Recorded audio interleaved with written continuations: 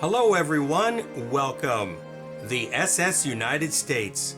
Could the massive ship have a future after years of sitting idle? It's been nearly 25 years since the SS United States arrived in South Philadelphia, where it has sat idle since. She's one of a kind, an American original. It's an engineering marvel. Many say really the greatest ship this country ever produced. Christen the SS United States. In 1951, at a cost of over $79 million, she left Newport News, Virginia, to her port of registry, New York City. The ship's designer, William Francis Gibbs, a native of Philadelphia, grew up dreaming of designing the fastest ship in the world, a feat that was achieved on her maiden voyage to the United Kingdom. At 38 knots, or 44 miles per hour, breaking the transatlantic speed record in a time just under 3.5 days, a record that is still held to this day by a passenger ship. She set the record using only 2/3 of her power. So we don't even know how fast she could have gone. William Gibbs' granddaughter wants the SS United States history preserved, so generations from now, people won't forget what an engineering marvel this vessel is. She just symbolized the nation's post-war strength, resilience, greatness. In 1969, with air travel becoming a faster and more efficient way to get across the Atlantic, the giant boat was withdrawn from service. After numerous ownership changes and being completely stripped of her Art Deco-themed interior over the years, she made her way up the Delaware River towards Philadelphia. The SS was so tall, a portion of its mast had to be removed so it could fit under the Walt Whitman Bridge, with only 5 feet of clearance. The SS United States has called South Philadelphia home since 1996 here on Pier 82. It's a whopping 175 feet tall and almost 1,000 feet in length. It's been dormant for 25 years. Can anything be done to bring this ship back to its glory? We think the SS United States is an amazing candidate for revitalization.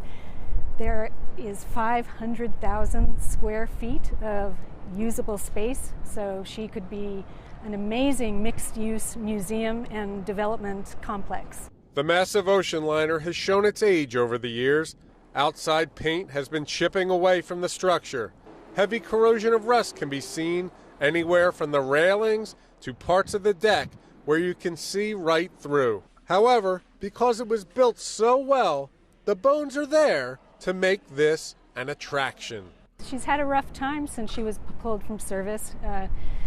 She's been waiting a really long time. She's shown great grace and patience, but yeah, I think we got to get this job done. It's her time. Currently, the ship is owned by the SS United States Conservancy, which is a nonprofit organization founded in 1992. It costs $60,000 a month to dock the ship here in Philadelphia. It's a group that was formed to save the SS United States for posterity. Frank DiGiulio, who is a mariner himself, is on the board of the Conservancy, and he's hopeful that they can have her preserved so that future generations can see what a technological and artistic achievement it is. We have a partner in New York, RXR Realty. They're in it, both feet in it, and they're doing everything they can to try to redevelop this ship. Many people wonder, why doesn't someone just turn it back into a cruise liner? Frank has a simple answer. The work that would be required to modernize the ship to comply with modern regulations to put it back to sea would be cost prohibitive. So what to do now with her as she sits waiting? As you walk through, the once grand ballroom is completely empty, but being inside, you can feel the energy.